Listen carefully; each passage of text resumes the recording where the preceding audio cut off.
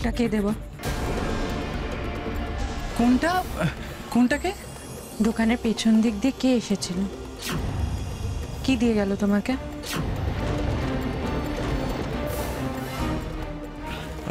দিয়ে গেল বলতে আসলে ও আমার দোকানে মানে এগুলো কি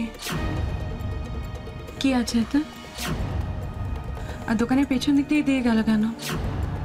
কি হলো বলো? কি আছে এতে যাতে এইভাবে পেছন দিক দিয়ে যেতে হয়? এগুলো এগুলো তো কাজের জিনিস, ও দেওয়ার কথা ছিল তাই। কি কাজের জিনিস? কাজের জিনিস পেছন থেকে দিয়ে যেতে হয়? একটু বুঝিয়ে বলবে আমাকে?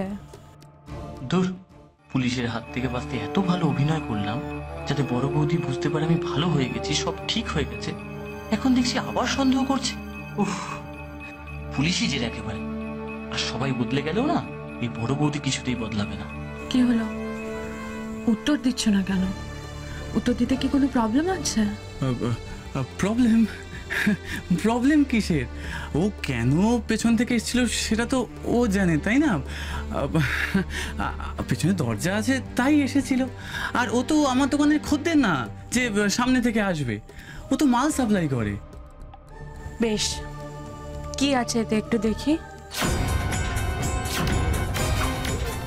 বুঝেছি, আমার মনে একটা খটকা ছিল, সেটা জাস্ট এক্ষুনি মিটে গেল। কি খটকা? তুমি আমাকে বিশ্বাস করার ভান করো। তুমি আমাকে ভালোভাবে মেনে নিতে পারোনি বড় বৌদি। আমাকে তুমি এখনো সন্দেহ করো। এভাবে কেউ কোনোদিনও ভালো হতে পারে বলো তো? সন্দেহজনক কিছু না করলে সন্দেহ করব না। তবে তোমার বড়দা তো সব মাল কিনে দিয়ে গেছে তোমাকে, এতে আবার কি আছে? দেখো। থাক না, কিছু মাল কেনা বাকি ছিল, তুমি বরং বড়দাকে গিয়ে জিজ্ঞেস করে নিও। সেটা আমি জিজ্ঞেস করবোই, তবে এগুলো তুমি আমাকে দেখাচ্ছ না কেন? তুমি যদি আমাকে না দেখাও আমি কিন্তু নিজে গিয়ে দেখবো দেবল। দেখবে, দেখাতে না চাইলেও জোর করে দেখবে, তাই তো?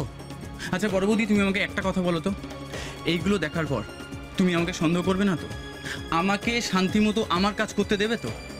আর আমাকে সন্দেহের বোঝা নিয়ে কাটাতে হবে না তো? সে কথা দেওয়াটা যে খুবই কঠিন দেবল, অন্তত তোমার সম্পর্কে।